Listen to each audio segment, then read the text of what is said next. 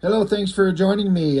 Premiere issue of Draw, the professional how-to magazine on comics and cartooning. Sounds like a perfect thing for an artist. And I've never heard of this thing besides this one issue. I didn't really know about it. I don't even remember where I got this copy from. I don't know if I saw it on a shelf and picked it up or got it secondhand. I am completely at a loss of trying to remember where I got this from. Uh, Printed in spring of 2001, so it's quite old, obviously. But, before social media and the infinite kind of the hole you can go down just online of just looking up anything and everything anywhere all the time, all over the place. Before that was a thing, magazines are where we got information, newspapers and articles and things like that, and they were pretty fun. I can't imagine, young kids these days being able to just go online and just look up anything that they want to think about. You guys got like a book with information in it?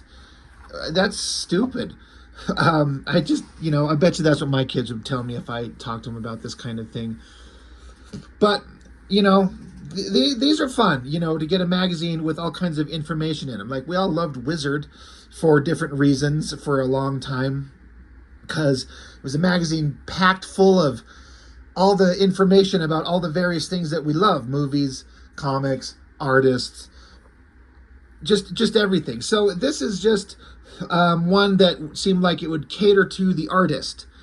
I don't know if that would, is that a good idea? Because is there enough of an audience of artists that would specifically pick up the book to keep it profitable and keep it in publication? I don't know. I don't know how long this ever went. Like I said, I've never heard of this before outside of this one issue. This is number one.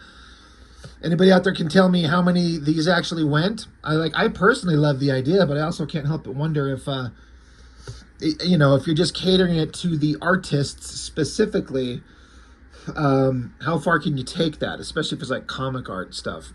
I don't know. I don't know. Maybe it was perfectly good. The thing I liked most about this was a spotlight on Bret Blevins. You got him on this cover art where it's like his drawing is coming to life. There's also this really nice back piece back here, all this watercolor like an art studio. Just really, really well done. I even like the reflection on this TV where you can see like the artboard like he's got right here. You see the reflection of the guy himself, the light above him.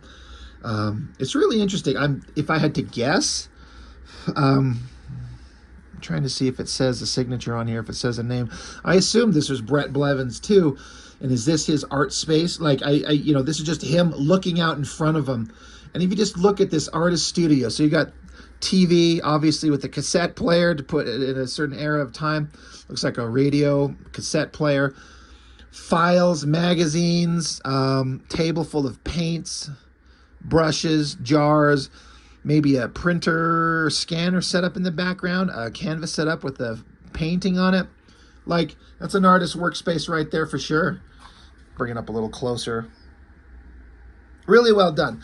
But anyway, there's all kinds of interesting information in here. A lot of stuff, I don't know who the creators are. I've never heard of certain people. But I got it. The one thing I can remember that I wanted this for is because the spotlight on Bret Blevins, who I didn't really know, but there's a section in here of some really nice reproductions of like watercolored like figure drawing. So that drawing part of it is what would have attracted me to it. But like I was saying, I kind of missed the Bret Blevins train.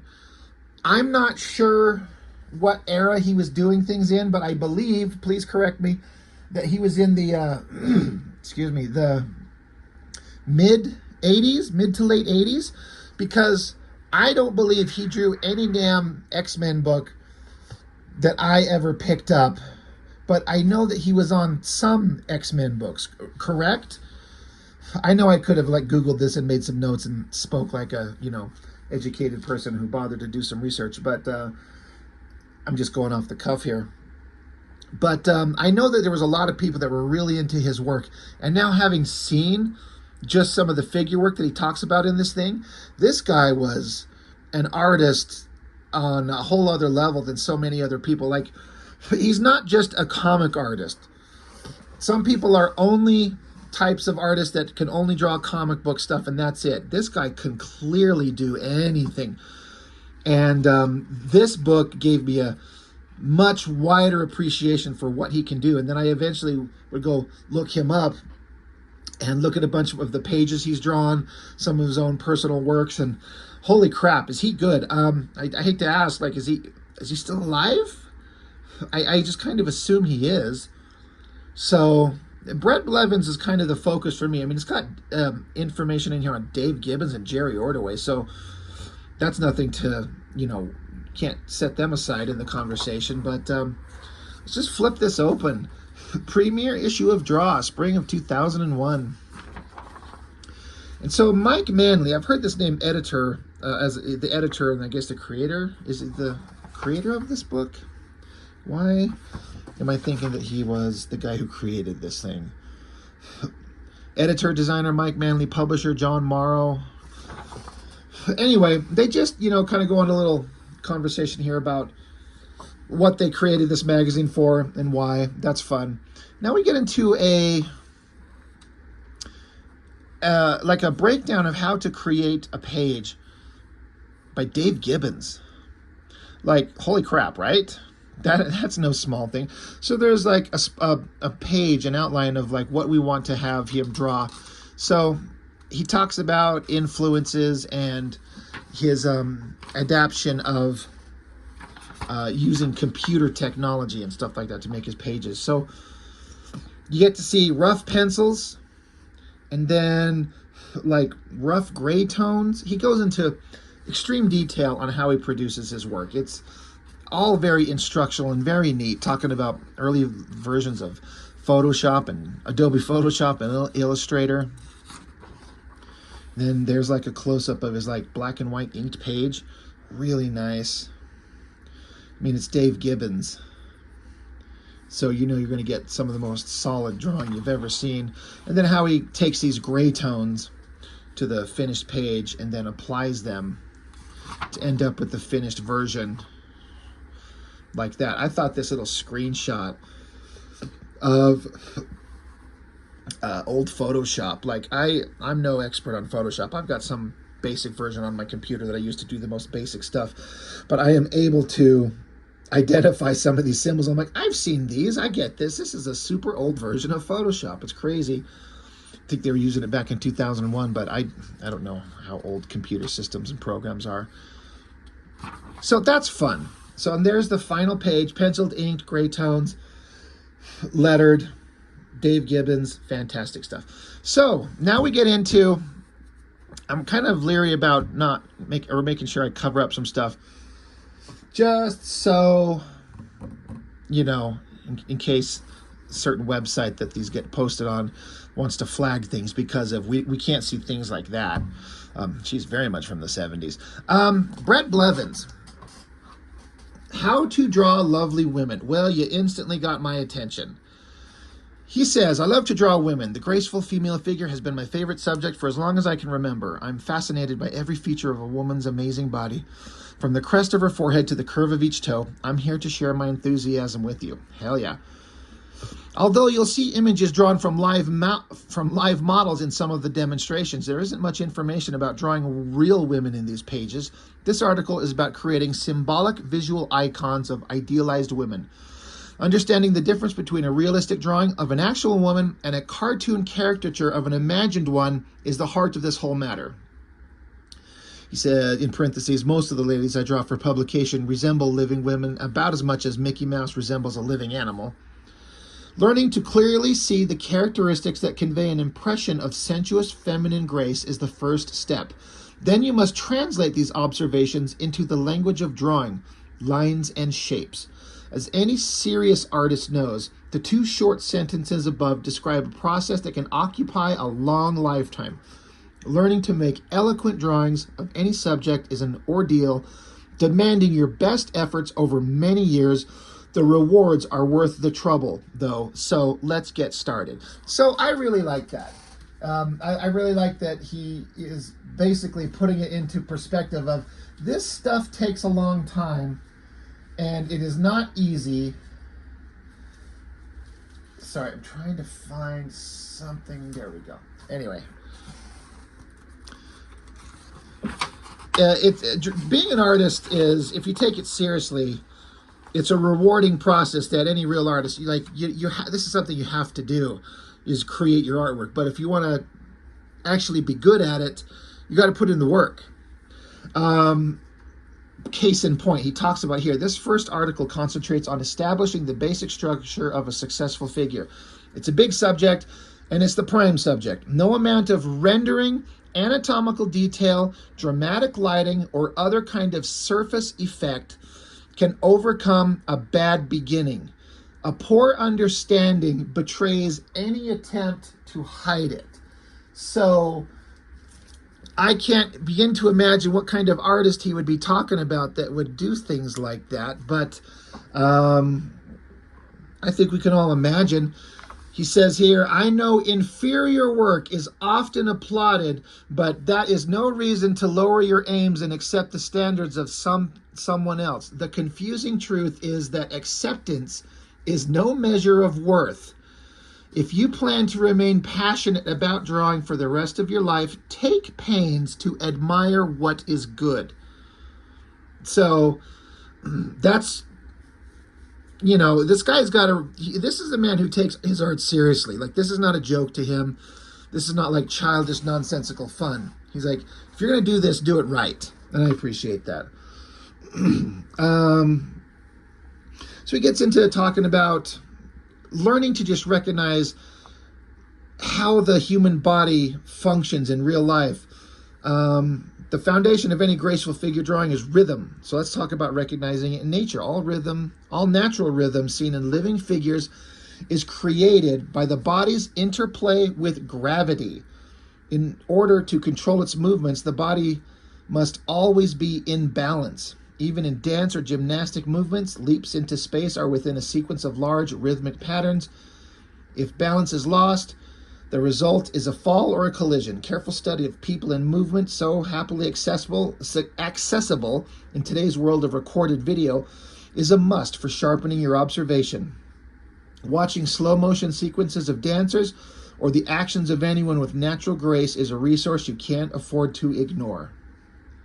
So that's all exactly true. It says, and so we get into, I really liked some of these basic thumbnail, what's the word I'm trying to think of, where you do a basic skeletal structure to figure out the gesture and proportions of the drawing that you're trying to do. This is how every figure starts. And being loose and free with your gestural sketches to start is important when you want to make a dynamic figure. If you're too rigid from the start, you're not going to get a natural feeling figure. He says, the basic skeletal framework shown here reflects my own personal taste in proportions and degree of fluidity. Each artist will eventually find his own armature, but the large relationships of interlocking curves is universal and will help create a pleasing feminine rhythm in any figure. He says, I've included a male armature for comparison. Note how the female differs in proportion and line direction throughout the entire body. And he says here, practice blocking in your gestures with the soft lead 6B pencil sharpened to a long tapering point held sideways. So I don't have an old school pencil, but basically take a pencil like this and, with a soft lead, keep it really long, and then hold it sideways and do your gestural drawings in a really loose, kind of quick pattern. And then these were some of my favorite things in this book. Again, just these sketches of figures, just such a simple little sketching of just making the body move and flow in the way that you want it to. You're not worrying about finalizing the figure. It's just all gestural sketches. You're just going for loose, quick lines to make your figure feel natural and moving, and to have it flow naturally. It's a trick, but if you're an artist and you like to draw and you have that natural inclination to do this, you will get there if you just practice. You know, that's all it is. You will get really good at this if you put in the time and effort to just sit down and sketch and draw all the time. Even if it's just stuff like this, just do loose sketches just like this nonstop all the time. And then you'll start noticing a dramatic improvement.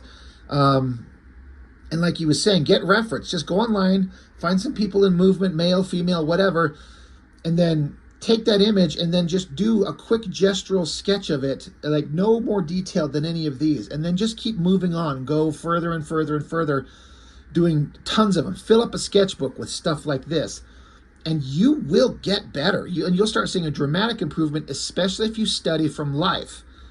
And then as you start understanding realism and you know, figures from life, then you could start dramatizing it and pushing the boundaries of anatomical realism into the abstract and the cartoony, and you will start getting a cartoony comic book style that's not based entirely on realism, but has the foundational understanding that is required to be the best. So he says, talking about holding the pencil in that sideways position that he was saying, he says, this allows movement of the entire arm, encouraging free sweeping strokes. Glide through the body with these large alternating curves, paying close attention to the change of direction at the joints. So that is a good point. Like this hip right here, like this butt curve is one shape, and then it curves the other direction on the back of the thigh, and then it curves back around the other direction on the lower calf. It's just all these, the changing of direction at the joints, knees, hips, waist, shoulders, elbows, wrists. Everything suddenly kind of starts going in different directions. These are really inspiring sketches. These are really neat. Here he talks about, here you can see how dominating the initial rhythm is. You can actually build reversed figures from the same skeleton. So you take this basic gestural sketch and you can draw the same female figure with her body facing towards you or facing away from you. It's the same pose, just mirrored based on the same basic structural sketch. And then he's talking about broken rhythm. You take this drawing here in the bottom as compared to the top one where the feet are pointed. It gives a fluidity and a rhythmic flow and femininity to the figure, as opposed to this one where you take the feet and angle them up flat. He says it's important to complete the rhythm throughout the entire figure. Note here how the position of the feet break the rhythm and diminish the quality of grace. So these are graceful figures, and this one, it throws off the lines and the angles it just turns it into something else. Now, if you're drawing from life and that's how they are positioned, that's what you do. And there might be a reason to draw feet just like this, but he's just talking about pay attention to how it creates a rhythm and sensual flow, having the toes pointed. Just more gestural sketches. He even lists them in numerical order, 1, 2, 3, 4, 5, showing which lines he puts down first. So he starts with the spine, and then kind of like the lower torso, and then the back of the hips, and then the leg, and then the back of the calf, front of the calf, and he moves over to the extended leg, 7, 8, 9, 10. You can see how he just does all these in a certain order. And then he says basically most figures start with the spine, which is, I completely agree with, but it's funny because I find myself, God, I'm looking for a piece of paper because I'm terrible at this.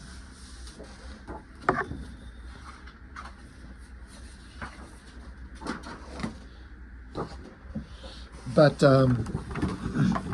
what I was going to say is whenever I'm drawing, I usually start with the head, and I always draw the head kind of first, and then kind of block out the position of the eyes.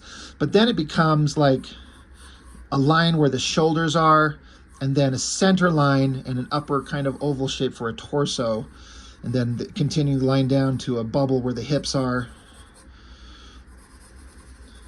But the concept is basically the same. Just light, loose lines where you're just trying to capture the movement of the figure before you're doing anything else. Now, I want to make sure I point out, I do not in any way, shape, or form think I am on any level of this Bret Blevins. He's freaking amazing. He's a master. But the concepts are kind of universal, and you find yourself doing kind of the same basic thing when you're just trying to figure out that motion of that figure. Then, you know, the hands, it can even just be basic skeletal shapes while you're trying to figure out where those hands will basically be placed. So just simple sketching, but quick, fast, and loose. Don't worry about the tight details at this point. Anyway, he just goes on to more figure drawing, and then he talks about here. He says, drawing women engaged in ordinary actions as you see here. These are the sort of poses you can study firsthand all around you. Says one editor I worked with judged the skill of an artist by his or her ability to draw a convincing picture of someone talking on a telephone. Which is, if you can pull that off, you can do all kinds of things. If it's convincing and natural, you know, that's a big deal. That's a big step. I really like that. And then he gets into these where he does drawings, like these ones on the left are drawn from a model, and then the ones on the right are like reproducing the same drawing, but done in like not referencing the model, but reproducing the same pose, but doing it kind of from memory, a stylized interpretation. And you can kind of see the difference. Especially like this one with these really light pencil lines and like a light watercolor wash on them for gray tones. And then in this one, the second drawing here, he reduces detail and shading to one line that is easily read by the viewer. The anatomy has been refined and the rhythm enhanced by streamlining the waist and tapering the form of the neck, feet, and hands. So you take the same basic drawing, but then you start just stylizing it into God, what's the word I'm trying to find? I mean, it's, you know, he refers to it as stylized icon interpretation. I don't know what better term to use, but you know, you're not trying to, if you're drawing like especially comic book figures, you're not trying to draw realistic humans necessarily, like a lot of times, but you know, they can be like a enhanced kind of super perfect version of a human figure often, especially in superhero comics, but you still have to know how to draw the human figure in different poses. This is a tricky pose if you've never done it. Just draw it from life and then keep doing it, and you suddenly can do all kinds of interesting things from memory. More of the same thing here on the left side, drawn from the model, and then cartoony interpretations of it. Both ways look amazing, right? They look really good. I think I like the drawn from the model version better on the top, and I like the stylized interpretation on the bottom right best out of the, you know, the different versions. I really like these, where he's taking that flat lead pencil, doing the basic sketch, and then putting in some just rough, soft pencil shadow lines to, you know, figure out the form. You can only know these shadows by drawing from life. There's no way to do it otherwise.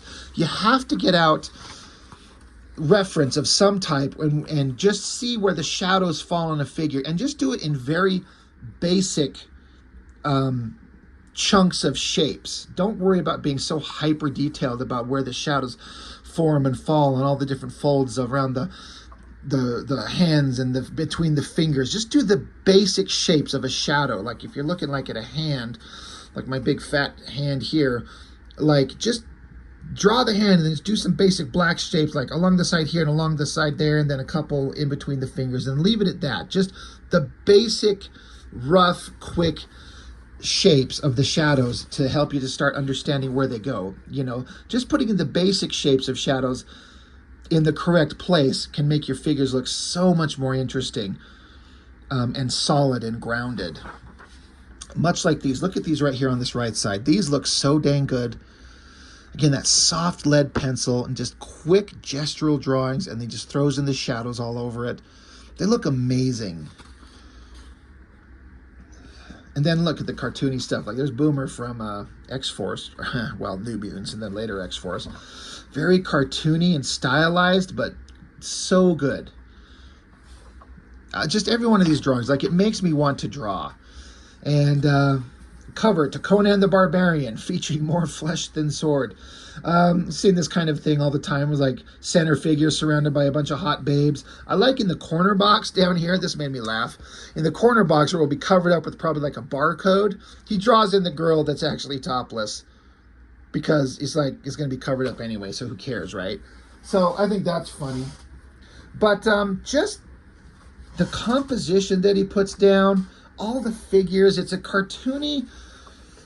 I see kind of a combination of Mark Silvestri and J. Scott Campbell and some John Buscema.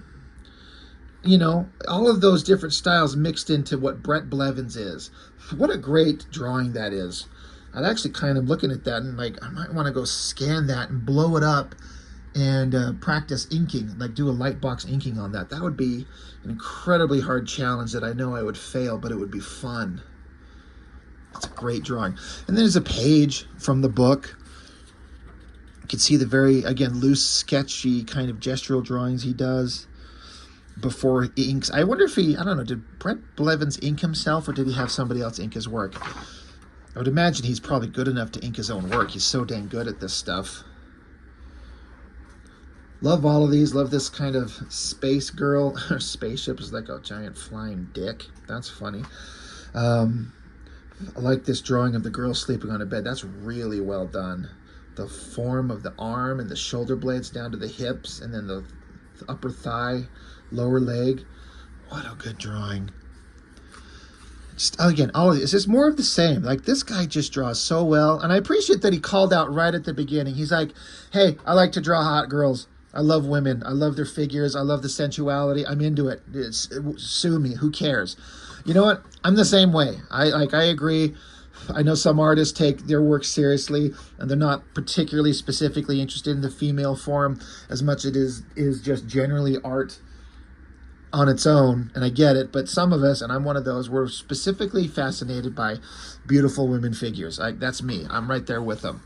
So that's the end of the instructional part. We do get some more Bret Blevins later on, but it gets into this other artist, Ricardo Villagrán. Never heard of him.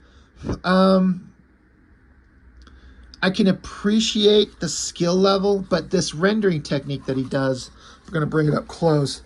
These dots, I mean, it doesn't quite look like stipple because they're more spread out, but I guess it is dots to create value in a lot of places. It's certainly incredibly skilled. Not my favorite, though. I'm not super blown away by the drawings here. And I say that, again, I just want to make sure I say I am very clearly aware of how talented this artist is. Like, I'm more interested in like the loose, rough sketch drawings that the artist puts down here, as opposed to these drawings where it looks like they got chicken pox or something. If it was like a more of a flat gray tone or something like that, but you can't get gray tones per se in ink, so you have to find ways to produce gray tones in black and white lines, and it's just a technique to do that. I just don't like it. I don't like the spots. But I mean, this, that drawing, the opening that he's tearing into, the backlighting, so he's kind of in shadow, and then the hot babes sitting around chained up. Of course, they're super sexy. It's really good. Like, it's clearly incredible. I just don't like the dot technique. It's just not my favorite. But it's a good interview with the guy. The amount of work into that one's incredible. Like, taking and looking at it at a distance, all of those dots become kind of a gray tone.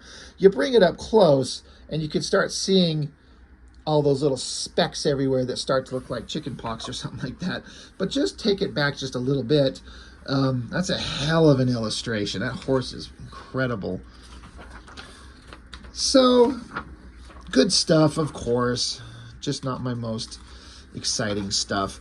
This is the one that I really liked, because this is all like newsprint paper, but then right in the middle, there's a couple of pages of this nice, shiny, glossy paper that's really pretty to reproduce some of Bret Blevins' watercolor live model drawings, paintings. I love these. I want to do this so bad. I want to get like watercolor and do some basic gestural sketches and just do a light watercolor wash and do some figure drawing. Like, this is something I want to do. I have farted around with it before in my life, of course, but I haven't done it in so long. I really want to get into it. And I love, like, if you could see the line drawings of the pencil, it's a single stroke line. Like, he's looking at a live model, because it straight up tells us that he is. He's not worried about like sketching out the figure and working it over and then erasing it and finding the nice final perfect line. It's all done in like rapid succession. So you just throw the line down, and you only get good at this by doing it repetition over and over and over. To just throw down the line in a single gestural line one time. You get the figure. You're not worried about if it's really off. Don't worry about it. Just put it down, watercolor it, and move on. They're all kind of like quick drawings. I really like this top one. All the kind of the lines of the girl posed with their arm propping up her head and the hips and the legs. Really like that one. I mean, they're all good. I can't do color. I could never come up with a way to mix certain watercolors to get these tones that he does. These ones on here, these are maybe my favorite spread. I really like this shot of the girl. The anatomy on the back with the shoulder blades, and then the spine and the big round hips on the booty there, and that little kind of flat spot where the butt cheeks kind of join into the lower back. That is such an interesting, well done part. Even the feet are great. And again, the colors he throws in here, freaking amazing. This drawing down here might be my favorite, because it kind of straddles that line between totally realistic live model art drawing and pushed into a cartoony vibe just a bit with the shape of the body in all those places. It has that balance of being realistic and cartoony all together. That one's really nice over there too. And then another great figure lying there, capturing like heavy bright light coming from one side, so the equivalent of a heavy shadow on the side of the figure. So well done. Another, I like the lying figure. And then this one too, again, obviously done with like a live model, so you can see how the drawing is influenced by a real live human being, but then he pushes it into his cartoony style, that mixture of life and caricature mixing. It's so nice. I love it so much. So that's the end of the Bret Blevins stuff. Then it gets into this other stuff, some animated show that was coming out. It's nothing that really interested me. I mean, of course, anytime there's drawings and sketching, it's always kind of good, but didn't really hold my attention. So basically, the rest of the magazine, there's nothing as interesting as everything that we just saw. So it does get into a conversation with Jerry Ordway.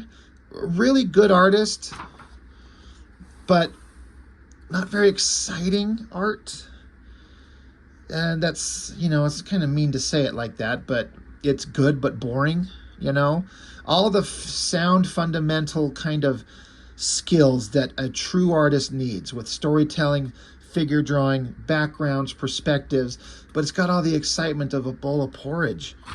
But that's just kind of what I think, you know. I know other people would be like, you're crazy, Rob. This guy's art's incredible. I get it. It's just personal taste. I mean, no disrespect to the guy. I do have sitting out here, and one of these days here soon, you know, we're going to be looking at WildStar, where they tried to do the Image Comics thing, and I just don't think that it worked. But, you know, always fun to see pages in the kind of penciled form, and the breakdown of like how to do the perspective grids. It's such a pain in the ass, especially when people can do it like digitally these days, but you have to do it by old school method, just by pencil and a ruler. And I don't do anything by computer, so I'm still trying to figure out how to do this exactly correctly. It's a struggle, but you know, good pages, good sketchy preliminaries and final versions, all good stuff.